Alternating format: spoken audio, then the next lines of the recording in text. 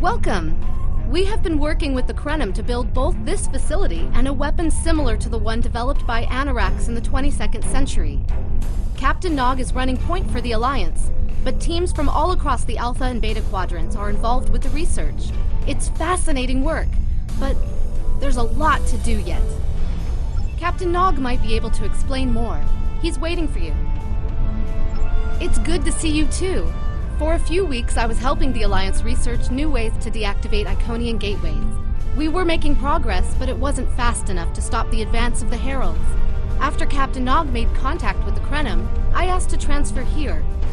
Now I'm working with interdimensional resonance harmonics to help recreate Anoraks' work. Yes, I have. I guess the Solanae aren't visiting me at night anymore. Or maybe it's the 14-hour days trying to wrap my brain around complex temporal equations that are wearing me out. Either way, my sleep is greatly improved. Thank you for asking. Welcome! We have been working with Captain Nog might be...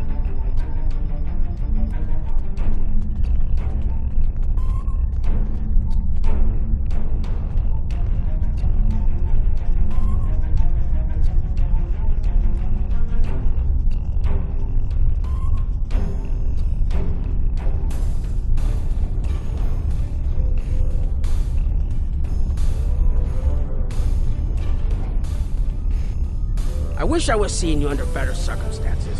We've managed to make a prototype of the Krenim weapon in Anoraks' records, but we have not attempted to use it yet. Time isn't something you mess around with, so we have been conducting simulations here of possible incursions, as well as developing new ways to protect and store data on various timelines. When we talk about time alteration, we're specifically referring to the Krenim weapon's ability to remove something from time. Anything. From a single molecule to an entire civilization. It's as if the target of the weapon never existed at all. Correct. The changes ripple out from the incursion point and result in a new reality where the target no longer exists. This does mean that the ship must be able to fire on a target. The details are a bit more complex, of course, but that's the main difference from conventional time travel. Temporal agents from all three factions are watching everything we do carefully. That's one of the reasons we're running holodeck simulations first. Between you and me, I'm glad they're here. The Krenim are a little too eager to use the weapon. Time manipulation is a very delicate operation under the best of circumstances. We can't just start shooting things out of existence and hoping it all works out for the best. I wish I was seeing you under better circumstances. We've managed... That was the first simulation we tried. The results were fairly catastrophic. Without the Iconians, the first development of warp technology by other cultures in the Alpha Quadrant is severely delayed, by about 50,000 years. Removing the Iconians would change everything we know. Let me put it this way. In one version, the Day Ones eventually rise to power and conquer most of the Beta Quadrant.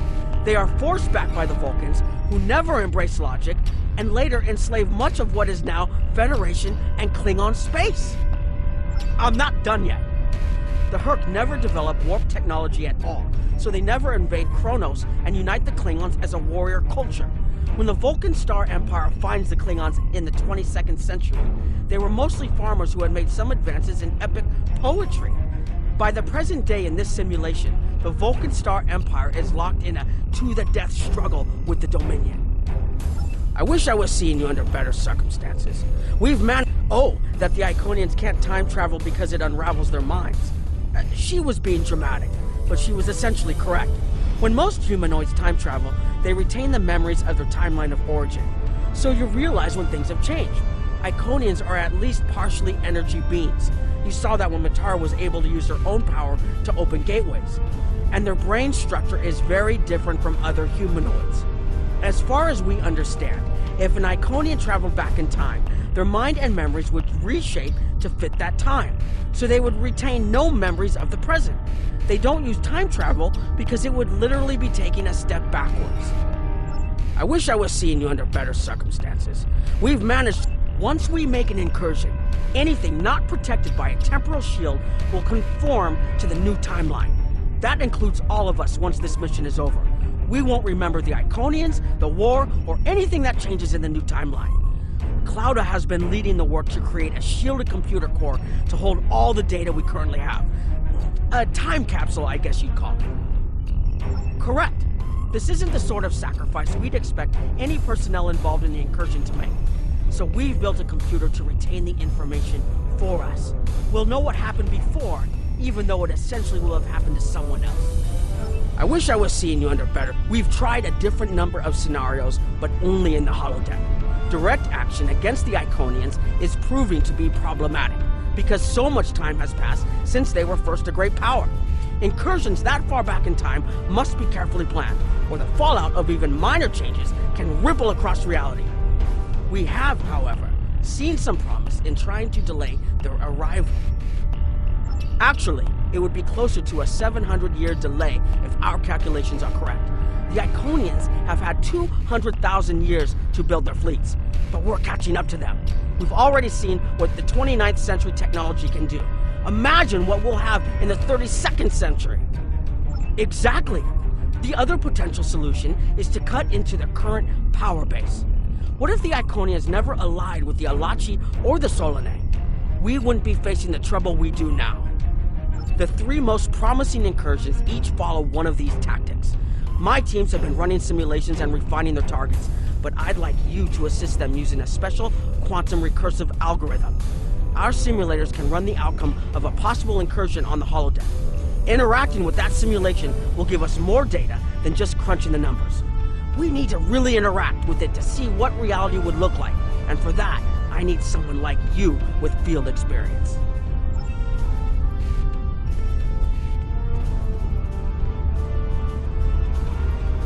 Hello. Please allow me to explain what we're doing here. We've determined that if we remove a specific series of stars from the Beta Quadrant in the distant past, a rogue planet will enter the Iconia system and cause massive geological damage at about the same time the planet was bombarded by the Iconians' enemies. The technological buildup of the orbital bombardment that destroyed the Iconian civilization will still happen, but the Iconians themselves will have to deal with a natural disaster, not a war. Maybe the survivors of a natural disaster, if there are any, won't be so vengeful, and none of the stars we will remove have planets with the possibility of developing life. The overall effect on the galaxy is minimal. It's a painful path, but it could be the one that leads to peace. The number of stars we will have to remove is a concern, which is why we're trying this in a simulation first. But as Captain Nog said, these simulations aren't perfect, so we have devised a holodeck program that will expand and extrapolate on possible effects of the temporal incursion. It's the best option we have available to us. The holodeck's algorithms have been updated to change and adapt to the data created by the simulated timeline alteration. This is not your average holo novel. Once we run the program, you'll be able to interact with our best approximation of the new timeline. Interaction with the holodeck components will allow the program to generate a more in-depth solution and give us a better idea of what to expect. We have set this simulation on a Federation starship patrolling the Sol system, and you are the captain. If all goes as planned, we expect that almost everything in the system should be close to current reality.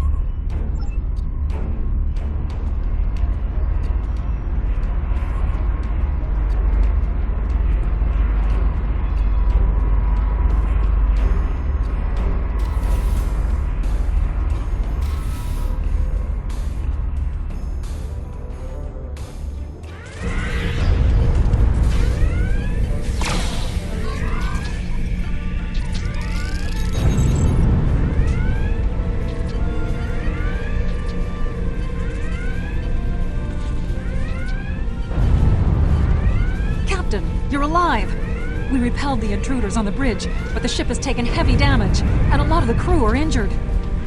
Sir, I'm not sure this is the time. So many people are hurt, and most of the systems are offline. The life support is on backups, and our resources are down to nothing, and... The Dominion stopped firing at us when we lost weapons.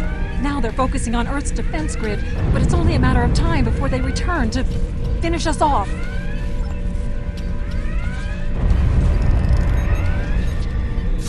Sir, tried to fight them off.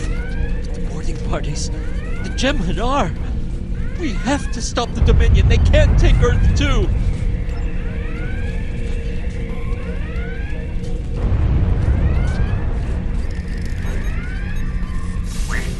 We can't stop them. Maybe if we hadn't been at war with the Romulans. Maybe if the Klingons hadn't ripped themselves apart. I'll be fine, Captain. Just rattle.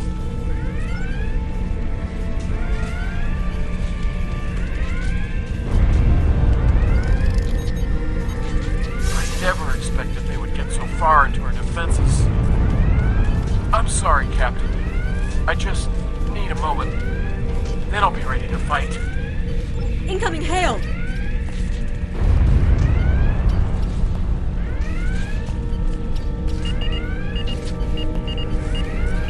USS Ajax. Sensors show your ship is completely defenseless, and I would prefer not to delay our arrival at Earth to deal with such a minor annoyance. Surrender now, and I will guarantee the safety of your crew.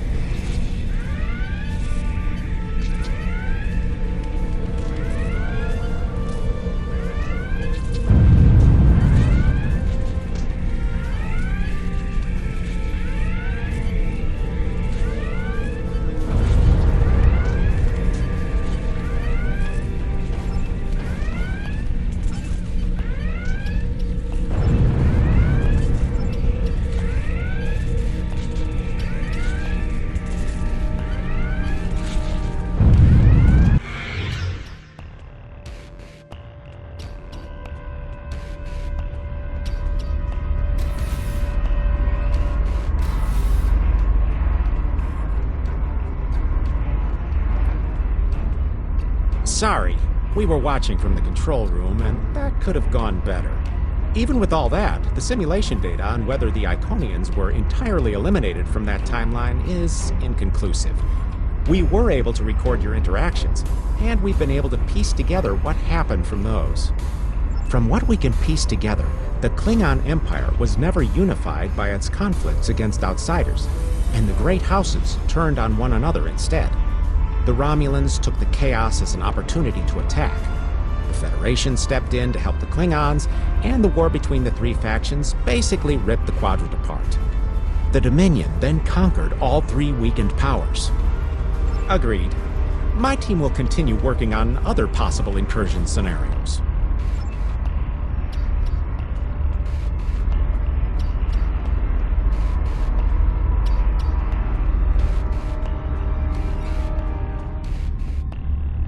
Another one of you Voyagers? I don't know how you can help, but very well. My team is working on scenarios that reduce the Iconian power base. We're attempting to do so by fixing a mistake that Janeway allowed to happen decades ago. We're going to stop the Vaadwaur from being rediscovered. We plan to do this by preventing Voyager from ever coming into contact with underspace. This will prevent them from finding Vaadwaur Prime, and 7 of 9 will never wake the Vaadwaur. No, but you're all the same. You come to our quadrant, meddle in affairs that don't concern you and that you don't understand, and leave chaos in your wake. Now, you want us to help you alter time. Tell me, does that sound like something someone like you should be doing? None of us are going to survive if we don't try to repair the damage you've already done. The goal is to cause a solar flare that will force Voyager to divert from the course it was on when it stumbled into underspace. If it safely passes without entering underspace, it can continue on its trip home and bypass the Vaadwaur entirely. The simulation is set for the USS Voyager, which is fitting since they caused the problem in the first place. Our projections show that even if the Vaadwaur never return, your people will still find a reason to stick your noses into our business. So, we're attempting to see how the elimination of the Vaadwaur will change the formation of the Delta Alliance. You will be a member of the diplomatic team.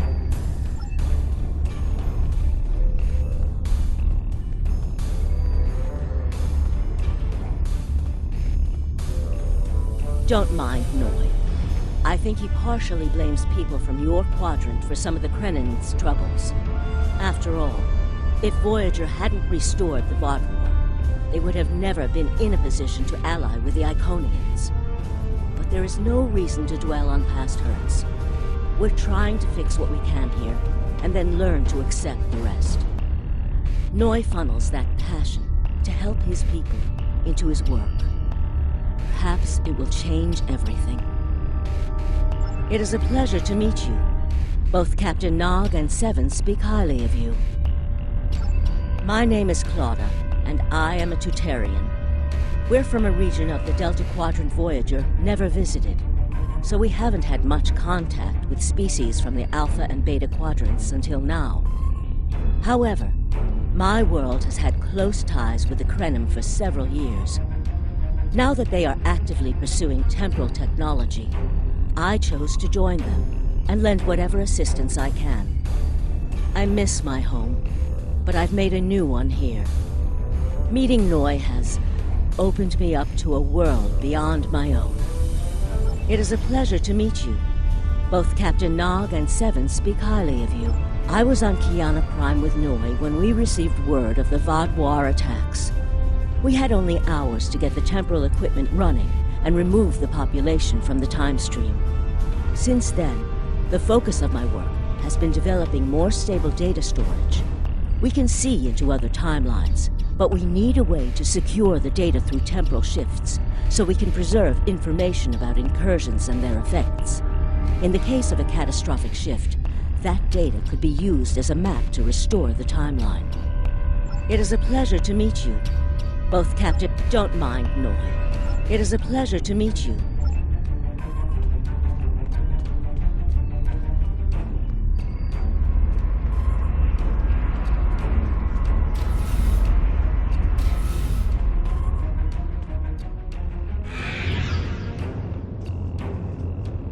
This is an absolute disaster.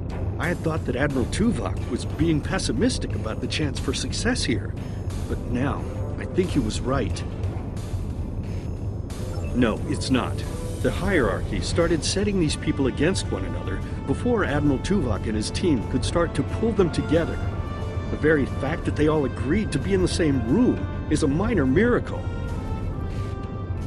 Eventually, between Vulcan logic, Klingon tenacity, and Romulan pragmatism, we'll convince everyone here that the threat is real, and an alliance is in their best interest. But it won't be easy. Now, if you'll excuse me, I see I have another argument to break up.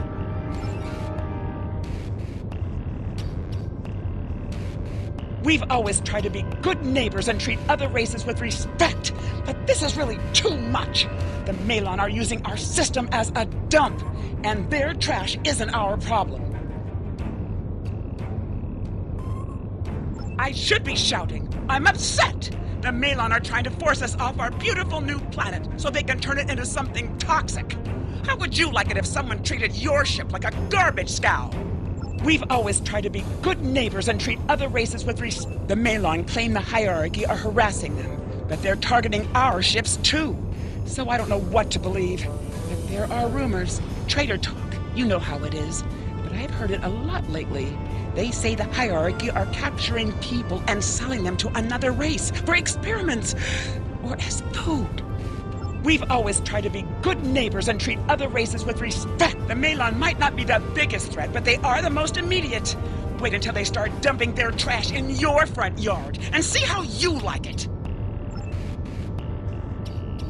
Are you here to preach about responsible waste management too? You can save it. I have a commitment to my people and my planet that supersedes any other concerns. I don't want to talk about the hierarchy. They're nothing but trouble. That's part of the reason we're looking for new dumping grounds. I've lost too many ships in the past year. Half a generation of valuable and desperately needed haulers. They're just gone. And I know the hierarchy is to blame. Are you here to preach about response? How dare you dictate how we should behave? The disposal of hazardous waste is a noble sacrifice my people make on behalf of their families. Who are you to cheapen their sacrifice? What we do is none of your business. Are you here to preach? We don't need outsiders telling us what to do. If the Talaxians want to talk, they can come to us directly.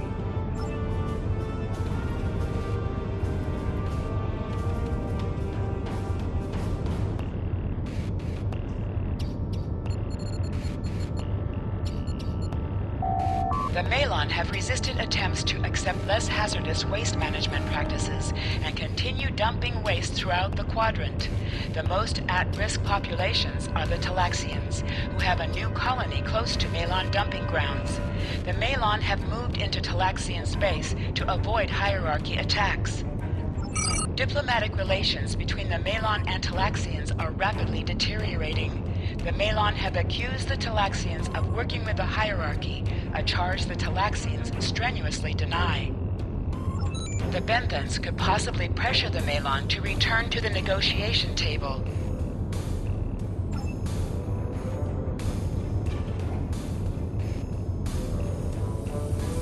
Yes, what is your question? I am rather busy.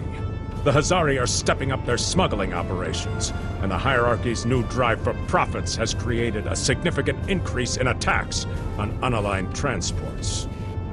The hierarchy's surveillance measures are the best in the quadrant, and that's left us more exposed than I would like. We're losing ships. Once or twice we found debris with hierarchy weapon signatures, but they're cautious. It's like they can smell traps. Yes, what is your question? We have enough to do at the moment without getting into a dispute that doesn't concern us. The hierarchy is harassing our supply lines, and I'm convinced they're behind the losses we've taken over the past 3 months. We're having to double up patrols, which means we're leaving holes the Hazari can slip through. The Malon are a headache we don't need. Yes, what is your question? Good luck with that. The Hazari aren't interested in anything but making deals. This whole meeting is just a waste of time. Unity might work where you come from, but I don't have any reason to cooperate with criminals like the Hazari or thugs like the hierarchy.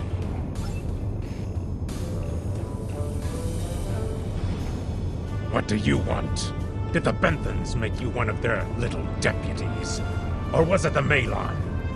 Before everyone broke ties with the hierarchy, they told us what people say about us. Mercenaries. Honorless. Ha! They all deny it, but we know. Now we look out for ourselves. Troublemakers. They make our jobs harder and easier. They watch everyone. We used to trade for information from them, but now they won't sell. If we can capture one of their ships, it's like a treasure hoard of information. Makes hunting bounties real easy. But it's harder to take out their ships. I hear they're getting upgrades. And it's not just their ships. Stories going around about one captain whose arm was ripped off by a hierarchy commander. Used to be they'd run from fights. Now they start them. What do you want? Did the Benthans make... No! We need to make a living, same as the rest of you. If the Benthans would take out the hierarchy on our borders, we wouldn't be forced to move into Benthan space. But no, they won't do that. They don't think mercenaries rate protection.